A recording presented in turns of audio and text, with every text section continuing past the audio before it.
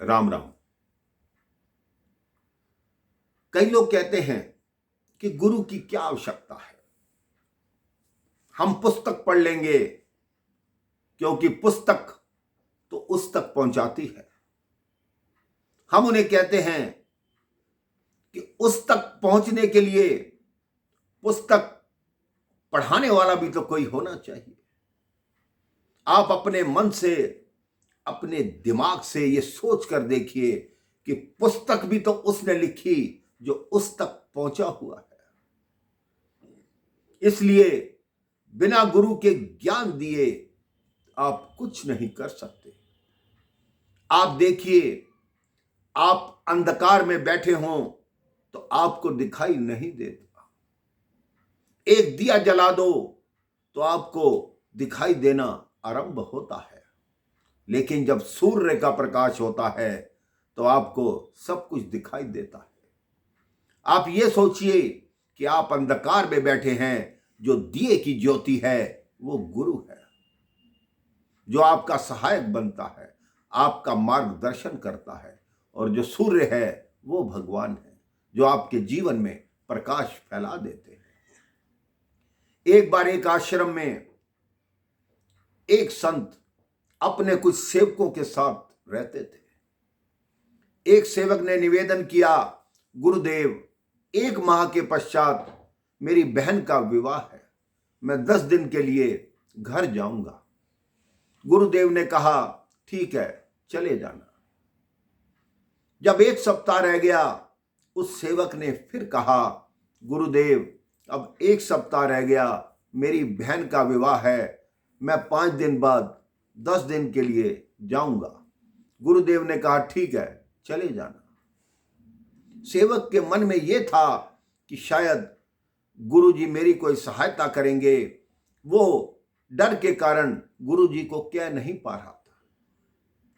जब केवल 2 दिन शेष रह गए, वो फिर गुरुवर के पास गया कि गुरुदेव, कल प्रातः मैं चला जाऊंगा, मेरी बहन का विवाह है।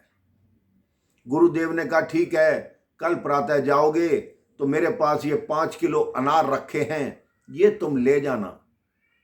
और 2 सेवकों को कहा, तुम भी इसके साथ जाओ और इसकी बहन की शादी करवा कर ही वापस आना। और उस सेवक को कहा, तुम किसी प्रकार की चिंता मत करो, तुम्हारी बहन की शादी ऐसी होगी जैसी राजा महाराजाओं की पुत्रियों की होती है। अब वो तीनों प्रातः चल पड़े। वो सेवक राजस्थान का रहने वाला था।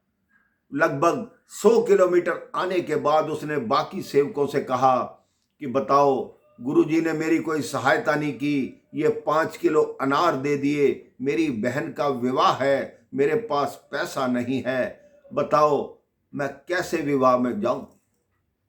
उन सेवकों ने कहा, आप गुरुजी पर भरोसा रखो, आप चलो तो सही, भगवान अपने आप सब ठीक करेंगे। वो अपने घर पहुंचे। उसका घर भी ऐसी जगह था जहां 100 मील तक कोई भी फसल नहीं होती थी, बिल्कुल रेगिस्तान था, कोई खेत, कोई वृक्ष तक नहीं था।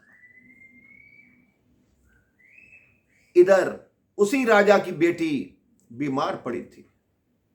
वैद्य ने उसकी नाड़ी देखी, उसको दवा दी, लेकिन राजा से कहा, राजा, इसका जो उपचार है वो बहुत कठिन है, क्योंकि ये दवाई इसको अनार के रस के साथ दी जाए तो ये तुरंत ठीक हो सकती है।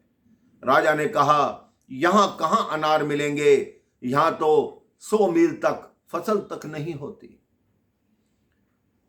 तो उस वैद्य ने कहा, आप मुनादी कराओ, हो सकता है कोई बाहर से आया हो, किसी के पास अनार रखे हो। अब नगर में जैसे ही मुनादी हुई कि जिसके पास अनार हो, उसको राजा साहब याद कर रहे हैं।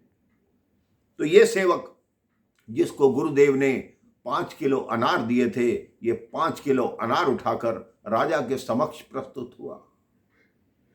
राजा ने पूछा, आपके पास ये अनार कहां से आए? तो उन्होंने अपने गुरुदेव की सारी कथा उनको बता दी। राजा ने वो अनार स्वीकार किए, उसका रस निकाला गया, अपनी बिटिया को दिया, उसकी बिटिया एकदम स्वस्थ हो गई।